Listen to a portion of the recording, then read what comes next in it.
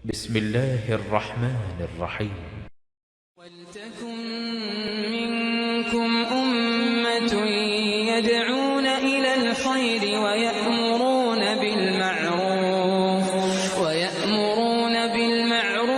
وينهون عن المنكر وأولئك هم المفلحون. نماز ختم کر دیا اور کوئی رکن چھوٹ گیا تو اس کی نماز نہیں ہوگی، پھر دوبارہ اس کو نماز پوری طرح سے لوٹانا ہوگا. جی یہ 14 ارکان ہیں. اب اس کے بعد واجبات سنیے. نماز کے واجبات یہ ہے کہ نماز کے واجبات کا مطلب یہ ہے کہ ان واجبات کو اگر کسی نے عمدن چھوڑ دیا تو اس کی نماز باطل ہو جائے گی. اگر کسی نے بھول کر یا جہالت کی وجہ سے چھوٹ گیا تو اس کو سجدہ سہو کرنے سے اس کی نماز درست ہو جائے گی. ان واجبات میں سے نمبر 1 ہے جمیع التکبیرات غیر تکبیرۃ الاحرام. تکبیر تحریمہ کے علاوہ نماز کے اندر تمام تکبیرات کا کہنا، جیسا کہ حضرت انس رضی اللہ تعالیٰ عنہ کی حدیث ہے مرفوعاً انما جعل الامام لیؤتم به فاذا کبر فکبروا. امام بنایا گیا ہے تاکہ تم اس کی اقتدا کرو، اور جب وہ تکبیر کہے تو تم بھی تکبیر کہو. تو مطلب ہے کہ امام ہو یا مقتدی ہو سب کو تکبیر کہنا ہے. جب نماز کے اندر آدمی ہوتا ہے تمام تکبیرات کا کہنا. حضرت ابن عباس کی حدیث ہے، فرماتے ہیں اکرمہ کہتے ہیں کہ رأیت رجلا عند المقام، میں نے اکرمہ کہتے ہیں کہ میں نے ایک آدمی کو دیکھا مقام ابراہیم کے پاس کہ وہ ہر جھکتے اور اٹھتے ہوئے تکبیر کہتا ہے. تو امام ابن عباس رضی اللہ تعالیٰ عنہ ان سے کہا اولیست تلک صلاۃ النبی صلی اللہ علیہ وسلم ام لکا، کہا کیا تم نہیں جانتے کہ یہ رسول اللہ صلی اللہ علیہ وسلم کی نماز اسی طرح سے پڑھا کرتے تھے. جی اور نمبر 2 ہے واجب. دوسرا واجب کیا ہے؟ سبحان ربی العظیم رکوع کے اندر کہنا. حضرت حذیفہ رضی اللہ تعالیٰ عنہ کی حدیث ہے کہ رسول اللہ صلی اللہ علیہ وسلم اپنی نماز میں سبحان ربی العظیم پڑھا کرتے تھے، اور اللہ کے نبی صلی اللہ علیہ وسلم نے حکم دیا وَأَمَّا الرُّكُوعُ فَعَظِّمُوا فِيهِ الرَّبَّ عَزَّ وَجَلَّ، رکوع کے اندر تم اللہ عز و جل کی تعظیم بجا لاؤ، یعنی سبحان ربی العظیم کہو. یہ صحیح بخاری صحیح مسلم کے اندر احادیث آئی ہیں. نمبر 3 ہے واجب کہ سمع اللہ لمن حمدہ، امام ہو یا منفرد، اکیلا ہو یا امام ہو، ہر حال میں کہنا ہے. حضرت ابو ہریرہ رضی اللہ تعالیٰ عنہ فرماتے ہیں کہ ثم یقول سمع اللہ لمن حمدہ اذا رفع صلبہ من الرکوع، رکوع سے جب اپنی پیٹھ کو اٹھاؤ تو سمع اللہ لمن حمدہ کہو. تو سمع اللہ لمن حمدہ کہنا واجب ہے. اگر کوئی بھول جائے تو اس کو سہو سجدہ کرنا پڑے گا.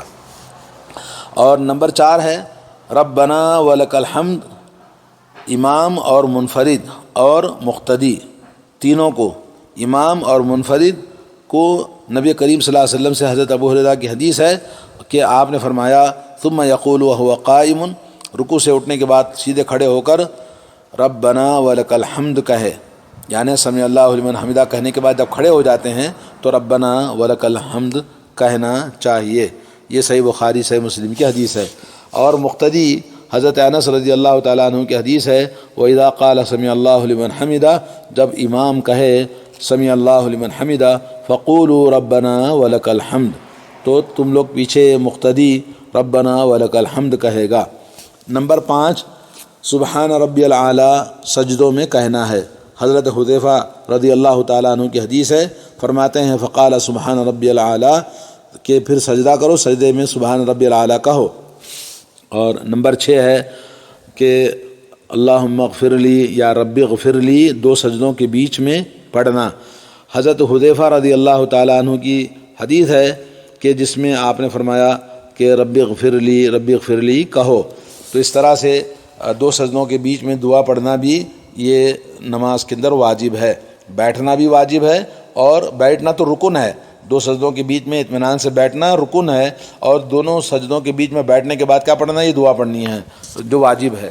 اور نمبر 7 ہے کہ تشہد اول، یعنی حضرت عبداللہ بن مسعود رضی اللہ تعالیٰ عنہ فرماتے ہیں کہ رسول اللہ صلی اللہ علیہ وسلم ہمیں تعلیم دیتے تھے کہ 2 رکعت میں جب ہم بیٹھیں التحیات للہ والصلوات والطیبات السلام علیک ایھا النبی ورحمۃ اللہ وبرکاتہ السلام علینا وعلی عباد اللہ الصالحین اشہد ان لا الہ الا اللہ واشہد ان محمدا عبدہ ورسولہ، یہ آپ 2 رکعت والی نماز میں تشہد اول میں جب بیٹھتے ہیں تو یہ التحیات پڑھنا ہے۔ ایک اور حدیث ہے حضرت عبداللہ بن بحینہ رضی اللہ تعالیٰ عنہ سے کہ رسول اللہ صلی اللہ علیہ وسلم جب ظہر کی نماز میں اور آپ جہاں بیٹھنا تھا آپ نے نہیں بیٹھا اور آپ نے 2 رکعت کے بعد بیٹھنے کے بجائے آپ کھڑے ہو گئے، یعنی تشہد اول میں آپ نہیں بیٹھے، سلام پھیر دیا۔ اس کے بعد جب لوگوں نے بتایا تو پھر آپ نے دوبارہ 2 سجدے سہو کیا، پھر اس کے بعد آپ نے تشہد میں بیٹھ کر آپ نے سلام پھیرا۔ یعنی تشہد اول 2 رکعت والی 4 رکعت والی یا 3 رکعت والی نماز میں تشہد اول کے اندر یہ التحیات پڑھنا ہے، جیسا کہ نماز کا 7واں واجب ہے۔ 8واں واجب یہ ہے کہ تشہد اول میں بیٹھنا، وہ ہے پڑھنا، اور یہ ہے بیٹھنا واجب ہے جی، یعنی اطمینان سے بیٹھنا، جیسا کہ حضرت عبداللہ بن بحینہ رضی اللہ تعالیٰ عنہ کی حدیث ہے قام فی صلاۃ الظہر وعلیہ جلوس، نبی علیہ الصلوۃ والسلام ظہر کی نماز میں کھڑے ہو گئے، حالانکہ آپ کو بیٹھنا تھا۔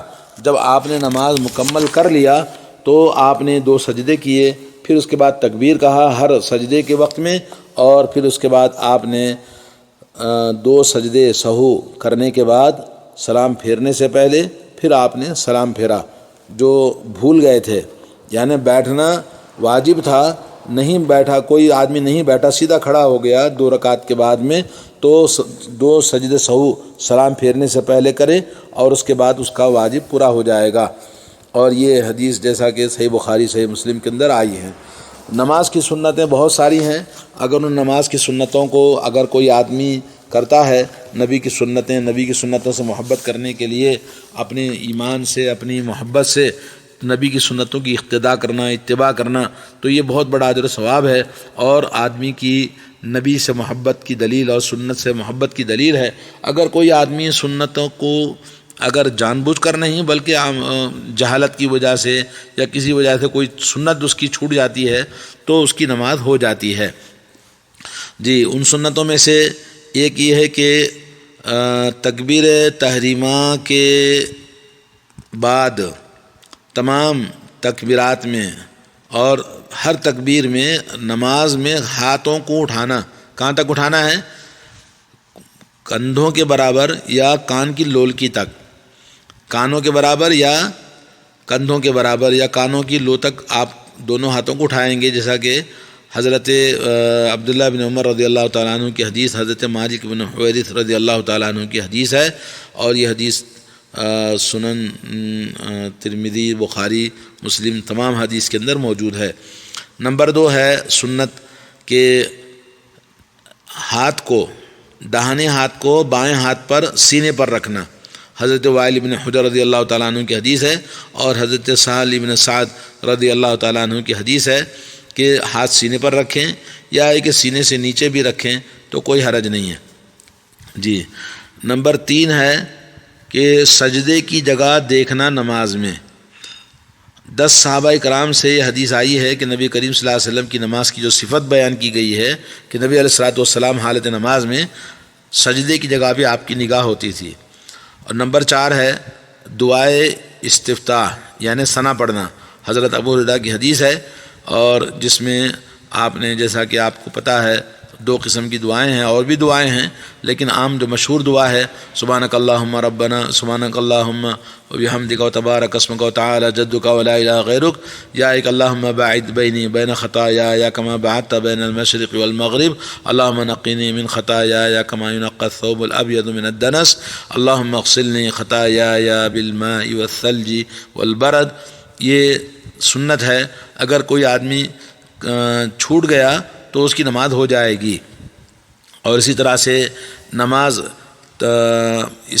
دعائے ثنا پڑھنے کے بعد اعوذ باللہ من الشیطان الرجیم پڑھنا چاہیے، جیسا کہ حضرت ابو سعید خدری رضی اللہ تعالیٰ عنہ کی حدیث میں آیا ہے، اور اللہ نے بھی قرآن میں فرمایا کہ اذا قرأت قرآن فاستعذ باللہ، کہ جب قرآن کی تلاوت شروع کرو تو اعوذ باللہ من الشیطان الرجیم پڑھو۔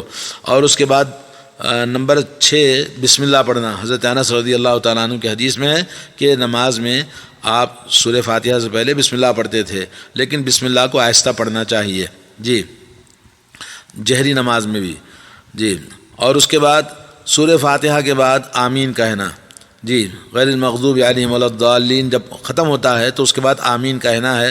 جہری نماز میں امام جہری آواز سے کہے گا تو مقتدی بھی جہری آواز سے کہیں گے، اور جو سری نماز ہے یا 2 رکعت جو آخر کے آہستہ سے پڑھتے ہیں تو اس میں بھی آپ آہستہ سے کہیں گے۔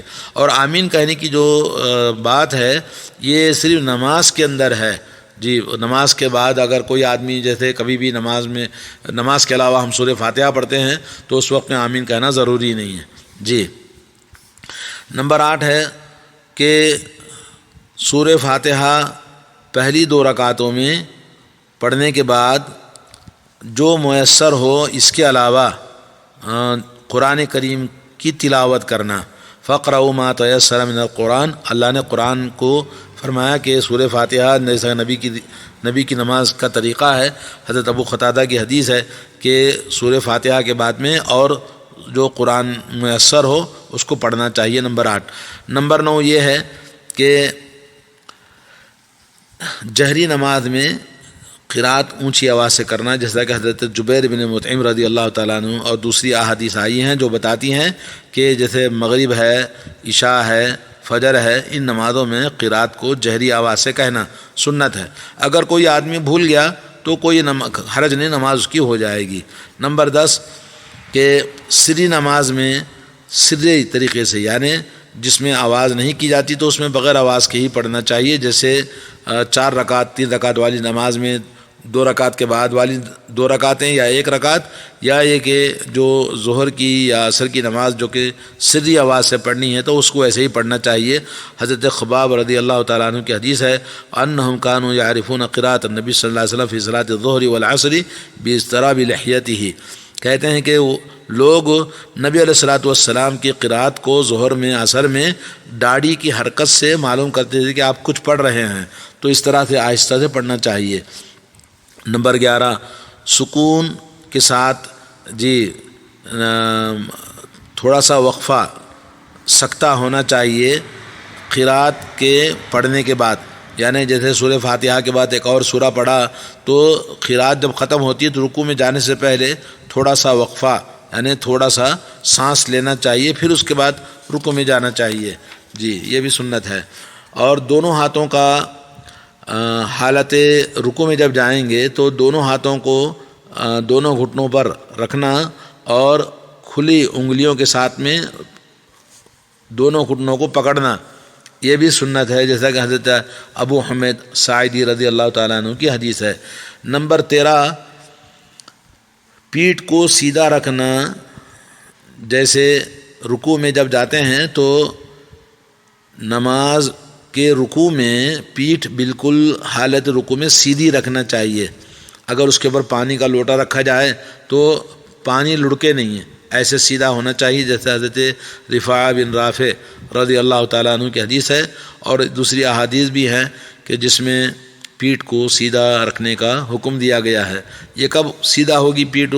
جبکہ ہاتھ دونوں بالکل سیدھے ہوں اور اچھی طرح سے گھٹنے کو انگلیاں کھلی رکھ کر پکڑ کے رکھیں تو پیٹھ سیدھی ہوتی ہے۔ نمبر 14 ہے کہ رکوع میں ہاتھ ایک دم کھلے ہونا چاہیے، جب آپ یعنی ہاتھوں کو جھکا کر موڑ کر پیٹھ کو جھکانا نہیں چاہیے، بلکہ دونوں ہاتھوں کو بالکل سیدھے رکھ کر اپنے گھٹنوں کو مضبوطی کے ساتھ پکڑیں تو آپ کے دونوں ہاتھ سیدھے ہونے چاہیے، جھکانا نہیں چاہیے، موڑنا نہیں چاہیے جی، جیسا کہ حضرت ابو حمید ساعدی کی حدیث میں ہے۔ نمبر 15 کہ آپ رکوع میں سجدے میں تسبیح پڑھنا کم از کم 1 بار پڑھنا تو سنت ہے جی۔ حضرت حذیفہ بن یمان رضی اللہ تعالیٰ عنہ کی حدیث ہے کہ 1 بار پڑھنا تو واجب ہے، اور ایک سے زیادہ پڑھنا یعنی 3 مرتبہ یا 3 مرتبہ سے زیادہ پڑھنا سنت ہے۔ اگر کوئی آدمی صرف 1 مرتبہ پڑھ لے تو اس کا رکوع سجدہ ہو جائے گا، لیکن 1 مرتبہ بھی نہیں پڑھا تو پھر اس کی نماز کے اندر واجب چھوٹ جائے گا، اس کو سہو سجدہ کرنا پڑے گا۔ تو رکوع اور سجدے میں تسبیح 1 سے زیادہ پڑھنا، 3 سے زیادہ پڑھنا سنت ہے، تو آدمی جتنی مرتبہ چاہے پڑھ سکتا ہے جی۔ اور نمبر 16 کہ 2 سجدوں کے بیچ میں جو دعا پڑھنی ہے اللہم اغفر لی، کم از کم 1 مرتبہ تو پڑھنا واجب ہے، 1 سے زیادہ پڑھنا یہ سنت ہوگا، یعنی اللہم اغفر لی، اللہم اغفر لی 3 بار کہیں، 4 بار کہیں، اور یا ایک اللہم اغفر لی ورحمنی واہدنی وعافنی وارزقنی وارفعنی، یہ دعا بھی آتی ہے۔ اور اللہم ملء السماوات وملء الارض وملء ما شئت